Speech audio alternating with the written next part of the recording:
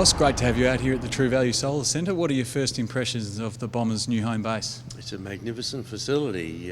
It's taken the facility game right to a new level, I think, and it's a great credit to the club. You were CEO of the AFL from 1986 to 1996. A new book launched this week, The Phoenix Rises. How's that been for you? Well, it's going very well.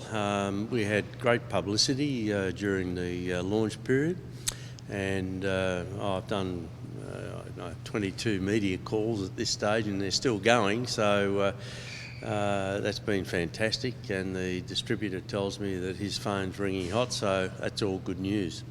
A big part of the book was Essendon champion Michael Long and what he did for racial vilification and discrimination in the code. Can you tell us your memories of Michael and what he did? Yes, of course, it went back to the Monkhorst-Long incident where Monkhorst vilified Michael, and this was a long while ago, and it was all new to us at that stage. We were working on a racial and religious and gender code at the time, but we didn't have any experience at mediation. We allowed them, under instruction from their solicitor, to mediate between themselves without any assistance, and we expected Monkhorst to apologise. He apparently didn't. We went into a media scrum immediately, as you know, the pressures of having to get out to the media, and Michael clearly during that was not happy, and then he told the media after the press conference that that Monkhorst had not apologised. I was really quite upset about that.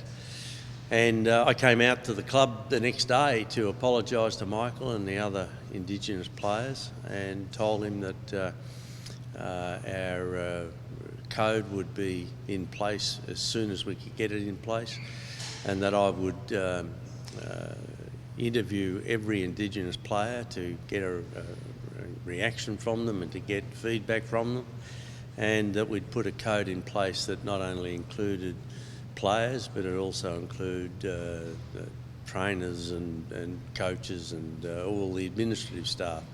And we did just that within, I think, a few months. So he had a huge impact, and it really did lead the football industry. Essendon was a big, powerful club during your tenure as VFL CEO. What are your memories of Essendon during that time? Always a well-run club. It was, yes, very powerful. It always featured in the big games at the G, and I think you know, it's been very fortunate to have some very good people running it. Of course, around that time we had Ron Evans, and he did a wonderful job of transferring home games to the MCG away from Windy Park against quite a bit of angst, I suppose. But he did a brilliant job of that, and now the club has never looked back. That's where its home game should be. And you're here today filming a special segment, reliving a magical moment in Essendon history. We won't give too much away, but thanks very much for being with us and sharing some of your memories. Thanks very much for having me here.